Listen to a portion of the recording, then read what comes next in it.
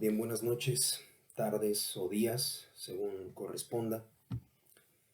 Eh, el día de hoy me dispongo a decir unas palabras en torno a la célebre fórmula que titula este video, que es filosofar es aprender a morir. Y me dispongo a ello con ocasión de una relectura que llevé a cabo el día de hoy del capítulo 20 del libro primero de los ensayos de Michel de Montaigne, capítulo que se titula justamente así: filosofar es aprender a morir, philosopher c'est apprendre à mourir, que es acaso, junto con la apología de Raimundo de Sabund, la pieza más conocida de los ensayos de Montaigne. Entonces, comenzaré por decir que esa fórmula que enuncia que filosofar es aprender a morir es una fórmula que tópicamente se le atribuye a Cicerón, quien presuntamente a su vez la habría tomado del Fedón platónico, y esto mismo es lo que nos dice Montaigne ya en el arranque mismo de su ensayo. Dice Montaigne que Cicerón dice que filosofar no es otra cosa que aprestarse a la muerte, prepararse para morir. Montaigne, sin duda, conoce el pasaje de las Tusculanas de Cicerón, donde se afirma que la vida del filósofo, tal y como dice Sócrates, piensa Cicerón también sin duda en el Sócrates del Fedón de Platón, como ya dije, la vida del filósofo es una commentatio mortis, es una meditación acerca de la muerte, o incluso una disertación acerca de la muerte, según como queramos traducir el término commentatio.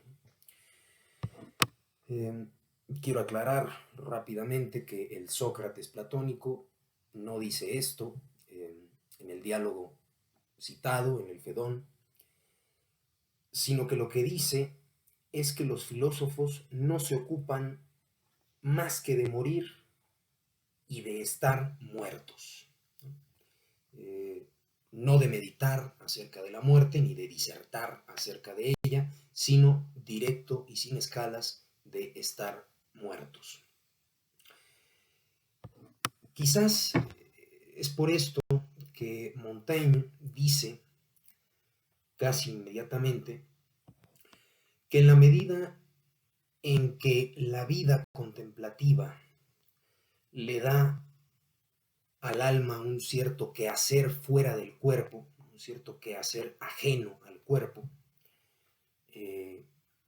en esa medida, digo, podría llamársele, dice Montaigne en un primer momento, podría llamársele al filosofar un aprendizaje de la muerte, porque en la concepción platónica la muerte no es otra cosa más que la separación del alma y del cuerpo. Ahora bien, Montaigne, después de decir esto, matiza que esta fórmula puede querer decir también que acaso la verdadera sabiduría no consiste sino en aprender a no tener miedo a la muerte. Es de hecho, desde esta perspectiva y desde un eclecticismo estoico epicúreo, que Montaigne escribe su ensayo. Y en realidad lo que va a tratar de hacer a todo lo largo del ensayo es construir una suerte de consolación, más que una meditación, una suerte de consolación frente al hecho de su propia mortalidad. Montaigne, como lo dice en el exordio de los ensayos, escribe ese libro para sí mismo, si lo recuerdan ustedes, para sí mismo y para que sus allegados lo conozcan mejor una vez que él esté muerto. No sería difícil imaginar que cuando Montaigne redacta ese 20º capítulo de los ensayos, lo que está haciendo es ofrecer una consolación a sus seres queridos para que puedan afrontar mejor su muerte y la muerte, ¿verdad? La muerte a secas. Igual que en el Fedón de Platón, toda la escatología que Sócrates les expone a Simias y a Cebes, no hay que olvidar que la expone para consolar a sus amigos, Simias y Cebes, y los que se hallan en el que será el lecho de muerte de Sócrates, porque está a punto Sócrates de ingerir la cicuta. No voy a resumir aquí el ensayo de Montaigne, hay que leerlo por fuerza, es una pieza filosófica mayor, diría yo, y además muy bella desde el punto de vista literario. La alocución de la naturaleza que cierra el ensayo, ¿no? Donde Montaigne, recomponiendo múltiples pasajes de Séneca y de Lucrecio, hace hablar a la naturaleza y la hace ofrecer al hombre una suerte de consolación, una suerte de consuelo frente a la muerte. Esa locución, digo, es de una belleza que pocas veces se ve en los escritos filosóficos. Pero bueno, en mi relectura del ensayo de Montaigne, no pude evitar que me viniera a la cabeza un apartado de un libro de Vladimir Yankelevich. Para quienes no lo conozcan, Vladimir Yankelevich fue un filósofo y musicólogo francés de origen ruso, que nació en 1903 y murió en 1985, dueño de un estilo literario y una profundidad filosófica inusitados, autor de múltiples tratados. Su Tratado de las Virtudes en 3 volúmenes es una auténtica suma ética. Pero quizás su texto más acabado sea el que contiene el capítulo que digo que me rondaba en la cabeza mientras releía a Montaigne.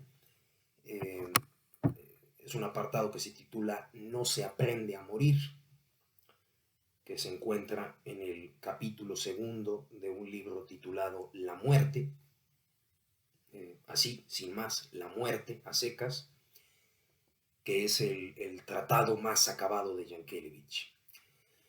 Y en ese apartado, de No se aprende a morir, Yankelevich pone en entredicho lo que implica la fórmula esta de filosofar es aprender a morir. Incluso llama al hecho de prepararse para la muerte una chanza directamente, ¿no?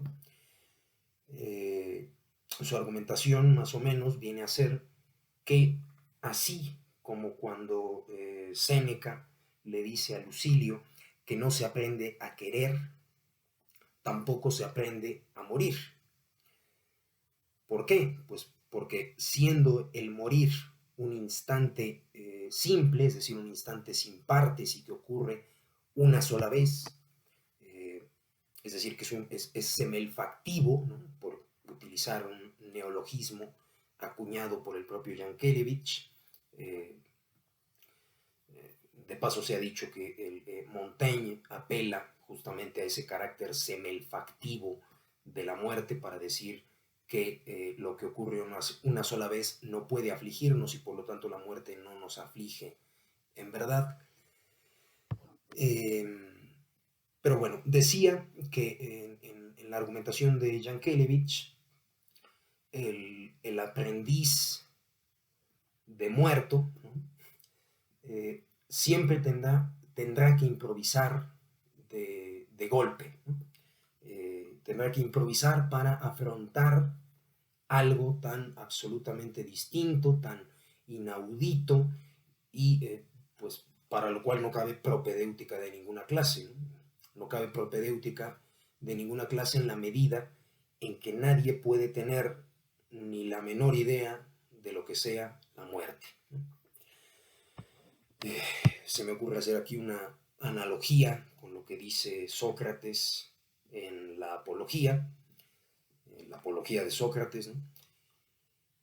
Si yo temiera la muerte, estaría jactándome de saber algo que no sé, porque estaría asumiendo que la muerte es un mal, cuando en realidad todos ignoramos si la muerte es un bien o un mal, es lo que viene a decir Sócrates más o menos. Bueno, del mismo modo, quien pretende ejercitarse en esa gimnasia, ¿no? Mortificante, quien pretende aprender a morir, sencillamente lo que está haciendo es jactarse de saber algo que no sabe, jactarse de entrever algo que nos está vedado por completo a todos. Yo realmente diría que la fórmula de filosofar es aprender a morir es una fórmula en efecto vacía. La filosofía no puede arrogarse el ejercicio de algo que es totalmente otro, que no tiene parangón, que es algo incluso menos que nada, llega a decir Montaigne en su ensayo, ¿no? En vena epicúrea. Yo me inclinaría por eso, más bien, y no podía faltar aquí, por una fórmula de otro epicúreo de pura cepa, por lo menos por lo que se refiere a la concepción de la muerte, que es Spinoza. Si recuerdan lo que dice Spinoza, y esta fórmula es también muy conocida, un hombre libre en nada piensa menos que en la muerte, y su sabiduría es una meditación de la vida, no es una, perdón, y su sabiduría no es una meditación de la muerte, sino de la vida, ¿no? Es la proposición 67 de la parte cuarta de la Ética de Spinoza. La repito, un hombre libre en nada piensa menos que en la muerte, y su sabiduría no es una meditación de la muerte, sino de la vida. Me parece a mí que esta proposición no debe entenderse en el sentido de que el filósofo es en Spinoza pues una suerte de vitalista, sino en el sentido de que no se puede hacer otra cosa más que meditar acerca de la vida. Y esa conciencia, ¿no? esa conciencia de que es necesario el hecho de que la muerte no es nada para nosotros, como dirían Epicuro y Lucrecio, esa conciencia de que se medita acerca de la vida y no acerca de la muerte por necesidad, es la que hace a un hombre libre. Recuerdo aquí las palabras de una de las últimas páginas de La sinagoga vacía de Gabriel Albiac, donde Albiac comenta precisamente esta primera parte de esa proposición 67, ¿no? Un hombre libre en nada piensa menos que en la muerte, y añade Albiac, un hombre libre muere su muerte sin imágenes, es decir, sin pretender revestir de cualquier clase de inteligibilidad algo que por definición es ajeno por completo a cualquier clase de conocimiento, a cualquier clase de anticipación, a cualquier clase de aprendizaje. Y bueno, eso es todo lo que quería decir.